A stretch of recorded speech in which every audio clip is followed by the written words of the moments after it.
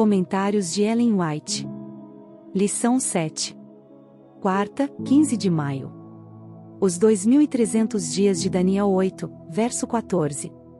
Por meio da natureza, de tipos e símbolos, de patriarcas e profetas, Deus falará ao mundo. As lições deviam ser dadas à humanidade na linguagem da própria humanidade. O mensageiro da aliança devia falar. Sua voz devia ser ouvida em seu templo. Cristo tinha que vir para proferir palavras que fossem compreendidas de forma clara e inequívoca. Ele, o autor da verdade, devia separá-la do joio das opiniões humanas que a haviam anulado. Os princípios do governo de Deus e o plano da redenção deviam ficar claramente definidos. As lições do Antigo Testamento precisavam ser plenamente apresentadas aos seres humanos. A plenitude dos tempos havia chegado. Até 2300 tardes e manhãs, e o santuário será purificado. Daniel 8, verso 14. Seguindo sua regra de deixar que a Bíblia fosse sua própria intérprete, Miller descobriu que um dia na profecia simbólica representa um ano. Números 14, verso 34, e Ezequiel 4, verso 6.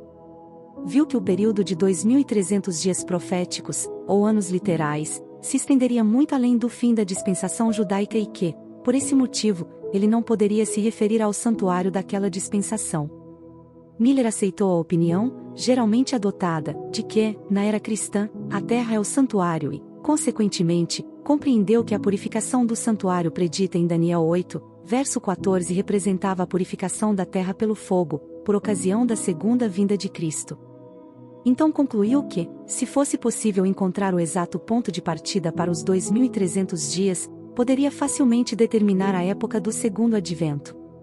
Assim se revelaria o tempo daquela grande consumação, tempo em que as condições presentes, com todo o seu orgulho e poder, pompa e vaidade, impiedade e opressão, viriam ao fim, em que a maldição seria removida da terra, a morte seria destruída, seria dado o galardão aos servos de Deus, os profetas e os santos, e aos que temem o seu nome, e seriam destruídos os que devastam a terra. O início das 70 semanas é, sem dúvida, fixado em 457 a.C., e seu término em 34 d.C. Depois que as 70 semanas, ou 490 anos, são separadas dos 2300 anos, restam ainda 1810 anos. Depois do fim dos 490 dias, os 1810 dias se cumpririam. Contando do ano 34 d.C., 1810 anos se estendem até 1844.